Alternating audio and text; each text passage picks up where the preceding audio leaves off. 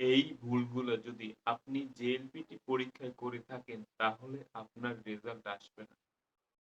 কি, কি ভুল করলে আপনি জেএলপিটি সার্টিফিকেট পাবেন না সেই সম্বন্ধে আজকে বিস্তারিত কথা বলব। আমাকে একটা ভাই প্রশ্ন করছে, আমি জেএলপিটি পরীক্ষায় ডেট অফ বার্থ এর জায়গায় আমি ভুল করছি। এখন এই কারণে কি আমার কোনো বড় ধরনের সমস্যা হতে পারে? এবং আরেকটা ভাই প্রশ্ন করছেন, আমি জেএলপিটি পরীক্ষায় আমার রেজিস্ট্রেশন নাম্বারের আরের মারু ভরাট করছি কিন্তু রেজিস্ট্রেশন নাম্বার লেখিনি। এক্ষেত্রে কি আমার রেজাল্ট আসবে কিনা? এ বিষয় নিয়ে সম্পূর্ণ বিস্তারিত কথা বলবো আজকে এই ভিডিওতে। আমাদেরকে প্রথমেই প্রশ্নপত্রের কভার পেজে রেজিস্ট্রেশন নাম্বার এবং নিচে নাম লিখতে বলা হয়েছে। এখন আমরা অনেকে করছি রেজিস্ট্রেশন নাম্বারটা সম্পূর্ণ লিখছি। আর অনেকে করছি রেজিস্ট্রেশন নাম্বারের শেষের ৪ ডিজিট বা ৫ ডিজিট লিখছি। এক্ষেত্রে কোনো সমস্যা হবে কিনা বা এক্ষেত্রে আমার রেজাল্ট আসবে কিনা এবং নিচে নামের ক্ষেত্রে অনেকেই নাম বড় হাতের লিখছি, আবার অনেকেই নাম ছোট হাতের লিখছি। অনেকেই ১ম অক্ষর বড় হাতের লিখছি, পরের অক্ষরগুলো ছোট হাতের লিখছি।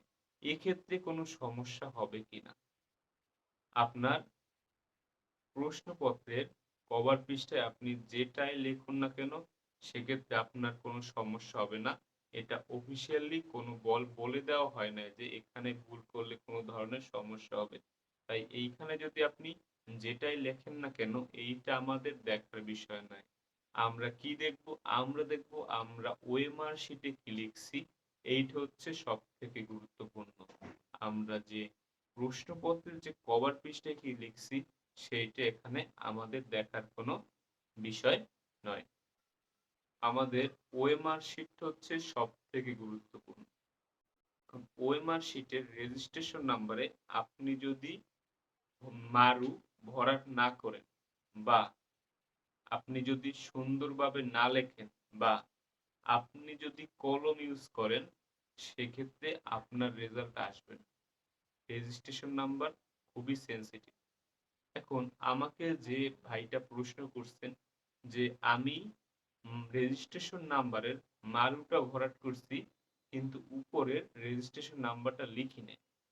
এক্ষেত্রে কোনো সমস্যা হবে না, কারণ কম্পিউটার আপনার যে মারুটা আছে ওইটার স্ক্যান করবে। ওকে। আর এখন এই ক্ষেত্রে যদি আপনি উপরের রেজিস্ট্রেশন নাম্বারটা যদি লিখতেন এবং মারুটা যদি ভরাট না করতেন, সেক্ষেত্রে আপনার সমস্যা হইতো। কারণ আপনি যদি উপরের নিচের মারুটা না লেখেন, সেক্ষেত্রে কম্পিউটার আপনার ওই মার্কশিটটা পড়তে পারবে না। কম্পিউটার স্ক্যান করতে পারবে না। এইজন্য আপনার রেজাল্ট আসবে না। তো আমাদের যে রেজিস্ট্রেশন নাম্বারটা এইটা খুবই সেনসিটিভ। এটা উপরের সংখ্যাটাও লিখতে হবে এবং নিচের মারুটাও পূরণ করতে হবে। এবং কোনো কর্মকর্তা যদি আপনাকে দেখে যে আপনার নিচের মারুটা ভরাট করছেন কিন্তু উপরের সংখ্যাটা লেখেন না, এক্ষেত্রে তারা ফিল আপ করতে পারে। উপরের সংখ্যাটা লিখছেন কিন্তু নিচের মারুটা আপনার ভরাট করে নাই, সেক্ষেত্রে তারা ভরাট করে দিবে। কিন্তু যদি তারা এটা লক্ষ্য না করে আর আপনি যদি নিচের মারুটা ভরাট না করেন, সেক্ষেত্রে আপনার রেজাল্ট আসবে না। এবং অবশ্যই ভরাট করতে হবে পেন্সিল দিয়ে। যদি আপনি কলম দিয়ে মারুটা ভরাট করেন, সেক্ষেত্রে কিন্তু আপনার রেজাল্ট আসবে না, কারণ কলমের কালি কম্পিউটার চেঞ্জ করতে পারে না। তারপর আসি ডেট অফ বার্থ। এখন ডেট অফ বার্থে যে ভাইটা বলছে যে আমি ভুল করছি, তো এইখানে আপনার ডেট অফ বার্থটা আপনার সার্টিফিকেটে দেওয়া থাকে। সার্টিফিকেটে দেওয়া থাকে নাম, আপনি কবে পরীক্ষা দিছেন, আপনার স্কোর, এই এভরিথিং তথ্য সার্টিফিকেটে দেওয়া থাকে। তাহলে আপনি যদি ডেট অফ বার্থে ভুল করেন, সেক্ষেত্রে আপনার রেজাল্ট আসবে, অত বড় কোনো সমস্যা হবে না। এবং আপনার ডেট অফ বার্থে যদি আপনি ভুল করে থাকেন, আপনি যখন রেজিস্ট্রেশন করছেন, রেজিস্ট্রেশন করার সময় কিন্তু আমরা আমাদের সম্পূর্ণ ইনফরমেশন তাদেরকে দিই। আমাদের মোবাইল নাম্বার, আমাদের জিমেল, আমাদের নাম, দেন ডেট অফ বার্থ, ঠিক আছে, এভরিথিং কিন্তু আমরা রেজিস্ট্রেশন করার সময় দিয়ে দিই।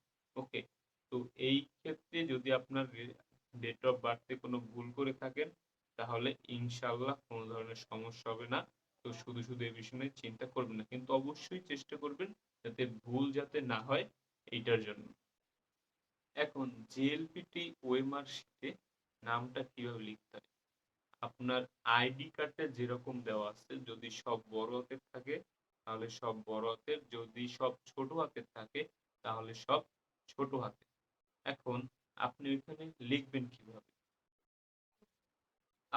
আমার যেমন নাম এমডি মৃদুল হোসেন। এখন আমার এমডির পরে একটা স্পেস আছে। স্পেসটা কি করবেন? ওইখানে যে একটা ঘর আছে, আমরা কিন্তু যখন জেএলপিটি পরীক্ষা দিচ্ছি তাহলে প্রতিটা ঘরে কিন্তু আমরা এক একটা অক্ষর লিখছি। তাহলে এমডি লেখার পর তারপর একটা ঘর আমরা গ্যাপ দিব। গ্যাপটা হচ্ছে এটা স্পেস। তারপর মৃদুল, তারপর আবার একটা গ্যাপ স্পেস, তারপর কি হোসেন, এবং সবগুলো লিখতে হবে অবশ্যই বড় হাতের অক্ষর দিয়ে।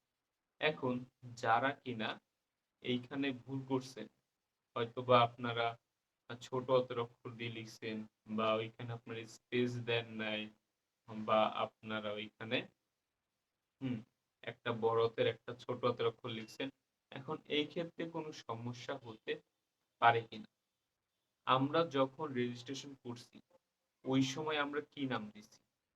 আমরা যখন রেজিস্ট্রেশন করছি ওইখানে আমরা ডেট অফ বার্থ কি দিছি, আমাদের ঠিকানা কি দিছি, আমাদের জিমেল, আমাদের মোবাইল কি দিছি, এই সম্পূর্ণটা আসবে আমরা রেজিস্ট্রেশন সমস্যে যে তথ্যগুলো আমরা তাদেরকে দিছি, এই তথ্যের উপর ভিত্তি করে আমাদের কিন্তু সার্টিফিকেট তৈরি হবে। আমাদের সার্টিফিকেট কিন্তু এই যে ওএমআর শিট বা প্রশ্নপত্রের যে কভার পেজের যে ইনফরমেশন, এইগুলো দিয়ে কিন্তু আমাদের সার্টিফিকেট আসবে না। তাহলে এইসব বিষয় নিয়ে কোনো ধরনের চিন্তা করার প্রয়োজন নেই। আমার ভিডিওটা তৈরি করা এই কারণেই যাতে আপনারা অযথা কোনো টেনশন না করেন। টেনশন কখন করবেন? টেনশন করতে হবে ওই সময় যখন আপনি ওই মার্কশিটে আপনারা কলম দিয়ে যখন আপনারা মার্কগুলো পূরণ করবেন, ওই সময় আপনার টেনশন করতে হবে। টেনশন করতে হবে কোন সময়? যখন আপনি আপনার রেজিস্ট্রেশন নাম্বারটা লিখবেন না বা মার্কগুলো ভরাট করবেন না, ওই সময় আপনাদের সমস্যা হবে বা আপনাদের রেজাল্ট আসবে না। কিন্তু নাম বা ডেট অফ বার্থ এইসব যেগুলো আছে এইসবের ক্ষেত্রে কোনো ধরনের চিন্তা করার প্রয়োজন নেই। হ্যাঁ, আপনাদের রেজাল্ট আসবে এবং সার্টিফিকেটেও কোনো ধরনের সমস্যা হবে না ইনশাল্লাহ।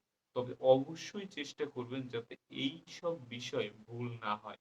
ভুল না করার চেষ্টা করবেন। কারণ আমি কিন্তু সবসময় আপনাদের একটা গাইডলাইন দিই যে আপনি কি করবেন। আমি কিন্তু জেএলপিটি পরীক্ষার আগে ওএমআর শিট নিয়ে একটা ভিডিও বানাইছি যে আপনারা কিভাবে জেএলপিটি পরীক্ষার ওএমআর শিট পূরণ করবেন। কিন্তু হুবহু সেইম ওএমআর শিটই কিন্তু জেএলপিটি পরীক্ষায় আসছে। আমি যেভাবে আপনাদের দেখাইছি হুবহু সেইম ভাবেই কিন্তু ওএমআর শিট আসছে। ওকে, আমি আপনাদের যে অরিজিনাল যে তথ্যটা আছে, যে সত্যটা আছে, সেইটা সবসময় আপনাদেরকে দেওয়ার চেষ্টা করি। তো এখন আমরা দেখব কি? আমরা দেখব যে আমরা রেজিস্ট্রেশনের সময় কি ইনফরমেশন দিছি সেইটা আমাদের সার্টিফিকেটে আসবে। আমরা ওএমআর শিটে যে ইনফরমেশন গুলো দিছি ওগুলো কিন্তু আমার সার্টিফিকেটে আসবে না। আবার তো এখন আমরা দেখব কি? আমরা দেখব যে আমরা রেজিস্ট্রেশনের সময় কি ইনফরমেশন দিছি সেইটা আমাদের সার্টিফিকেটে আসবে।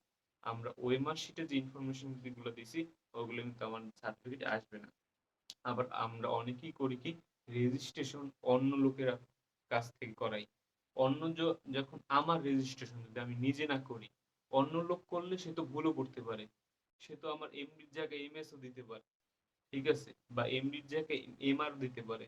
বা আপনার যে আমার যে জন্ম তারিখটা আছে, ডেট অফ বার্থ, সেখানে ১-৩-২০০৬, সেখানে সে ১-৪ দিতে পারে। হ্যাঁ? বা ৩-১ দিতে পারে। একটা সমস্যা হতে পারে। সেক্ষেত্রে কিন্তু আপনার সার্টিফিকেট ওই সেম সমস্যাটা হবে। হ্যাঁ? এবং জুয়াব কিন্তু বলছে যে আপনাদের যদি এডমিট কার্ডে কোনো সমস্যা থাকে তাহলে এডমিট কার্ডটা আগেই সংশোধন করার জন্য। ঠিক আছে? আপনার এডমিট কার্ড থেকেই আপনার কিন্তু সার্টিফিকেট তৈরি হবে। তাহলে আমরা আজকে কি জানলাম? আমার যদি আমার যদি প্রশ্নপত্রের কভার পেজে ভুল থাকে তাহলে কোনো সমস্যা নেই। আমার যদি ওএমআর শিটের আমি যদি ডেট অফ বার্থে ভুল করি বা নাম ছোট হাতের দিয়ে বড় হাতের দেই, ঠিক আছে? সেক্ষেত্রে কোনো ভুল নেই। কিন্তু অবশ্যই আমাদের রোল নাম্বার এবং রেজিস্ট্রেশন নাম্বার এইটা নিয়ে ভুল হতে হবে। এইখানে যদি আপনি ভুল করেন তাহলে কোনোভাবেই আপনার রেজাল্ট আসবে না। হ্যাঁ? এবং আমরা যে মারুটা করব, এই মারুটা অবশ্যই পেন্সিল দিয়ে করতে হবে। HB 2B পেন্সিল দিয়ে করতে হবে। হ্যাঁ? যদি কলম দিয়ে করেন সেক্ষেত্রে আপনার রেজাল্ট আসবে না। ওকে? তবে একটা বিষয় অবশ্যই মনে রাখবেন, আমি যখন হলে পরীক্ষা দিছি তখন একটা ভাই সে কলম নিয়ে আসছিল। কলম নিয়ে সে রেজিস্ট্রেশন নাম্বার এবং মারু কলম দিয়ে ভরাট করছে। এখন এই বিষয়টা সে কর্তৃপক্ষ দেখছে। তো দেখেও কিছু করার নাই। কারণ প্রত্যেকের জন্য শুধুমাত্র একটাই ওয়েমার শিট হয়। আপনি যদি আপনার নিজের ওয়েমার শিটে ভুল করেন, তাহলে কিন্তু আপনাকে আর তারা নতুন কোনো ওয়েমার শিট দিবে না। আপনার যে ওয়েমার শিটটা আছে, ওইটাই আপনার সংশোধন করতে হবে। আর সংশোধন না করলে ওটা বাতিল হয়ে যাবে। কারণ সবার জন্য কিন্তু একটাই ওয়েমার শিট দেয়। ওই ওয়েমার শিটটা যদি আপনি নোংরা করেন বা ওইটাকে আপনি যদি কলম দিয়ে ভরাট করেন তাহলে কিন্তু আপনার রেজাল্ট আসবে না। এবং আপনার কর্তৃপক্ষ যদি এই বিষয়টা দেখে তারপরও কিন্তু তাদের কিছু করার থাকবে না। কারণ সবার জন্য কিন্তু একটাই ওয়েমার শিট বরাদ্দ হয় এবং ওইখান থেকে সবার জন্য একটা একটা করেই ওয়েমার শিট আসে। তাহলে অবশ্যই এই বিষয়ে কিন্তু অনেক সতর্ক থাকতে হবে যে ওয়েমার শিটে কোনোভাবেই কলম দিয়ে দাগানো যাবে না বা কলম দিয়ে ভরাট করা যাবে না। এইটা প্রতিরোধ করার জন্য আমরা কি করতে পারি? আমরা যখন পরীক্ষা দিতে যাব এক্সাম রুমে বা এক্সাম হলে, তখন কলম আমরা সাথে করে নিয়েই যাব না। আমাদের ওখানে কলমের কোনো কাজই নেই। আমরা শুধুমাত্র ২ টা বা ৩ টা পেন্সিল নিয়ে যাব, একটা রাবার নিয়ে যাব, একটা শার্পনার নিয়ে যাব। হ্যাঁ? এইগুলো আমরা সাথে করে নিয়ে যাব। আমাদের পাসপোর্ট বা আমাদের আইডি কার্ড নিয়ে যাব, কিন্তু কোনোভাবেই আমরা কলম নিব না। আমরা যদি কলম না নিই তাহলে আমরা কি কলম দিয়ে ভরাট করব না।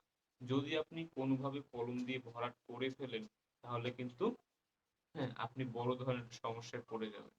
আর যদি আপনি মারগুলা কলম দিয়ে ভরাট করে ফেলেন তাহলে কিন্তু ওইটা আর আপনি মুছতে পারবেন না। তবে এই বিষয়টা কিন্তু অবশ্যই সতর্ক থাকতে হবে যে কোনোভাবেই কলম দিয়ে ভরাট করা যাবে না। তাহলে কিন্তু আপনার যে ওয়েমার শিটটা সেটা বাদ হয়ে যাবে এবং তারা কিন্তু আপনাকে কোনোভাবেই হেল্প করতে পারবে না। কারণ প্রত্যেকের জন্য শুধুমাত্র একটাই ওয়েমার শিট আসে। তো আর যে ২ টা ভাই আমাকে প্রশ্ন করছেন, তাহলে ১ম ভাইটায় অবশ্যই তার রেজাল্ট পাবেন, যার কিনা ডেট অফ বার্থ এ ভুল করছেন। কিন্তু ২য় ভাই আপনি যদি হ্যাঁ, মারুটা করেন এবং সংখ্যাটা না লেখেন তাহলে অবশ্যই আপনার রেজাল্ট আসবে। আর যদি মারুটা না করেন সংখ্যা লেখেন কিন্তু ওইখানে যদি কোনো কর্মকর্তা দেখে আপনার মারুটা তারা করে দেয় তাহলে আপনার রেজাল্ট আসবে। কিন্তু কোনো কর্মকর্তা যদি ওখানে না দেখে বা মারুটা যদি না করা হয় তাহলে আপনি রেজাল্ট নাও পেতে পারেন। হুম? আর যদি আপনি মারুটা করে থাকেন বা যদি আপনি রেজিস্ট্রেশন নাম্বারটা না লেখেন তাহলে অবশ্যই রেজাল্ট আসবে। এইরকম জাপান সম্বন্ধে ইনফরমেটিভ ভিডিও পাওয়ার জন্য অবশ্যই আমার চ্যানেলটি সাবস্ক্রাইব করে রাখবেন। আমি সাবস্ক্রাইবার চাই না, আমি চাই আপনাদের সাথে বন্ধুত্বতে একটা পরিবার তৈরি করতে। আমি আমার জাপানি ভাষার বয়স ২ বছর। তো আমি যে স্ট্রাগল গুলো করছি আপনাদের যেন এই স্ট্রাগল গুলো করতে না হয় এইজন্য আমার এই ভিডিওটা তৈরি করা, আপনাদের হেল্প করার জন্য। এবং পরবর্তীতে আপনারা কি বিষয় নিয়ে ভিডিও চান এটা আমাকে অবশ্যই কমেন্টে বলবেন। আমি ওই বিষয় নিয়ে ভিডিও বানানোর চেষ্টা করব। তো সবাইকে এতক্ষণ আমার ভিডিওটা ধৈর্য ধরে দেখার জন্য সবাইকে 本当に心からありがとうございます。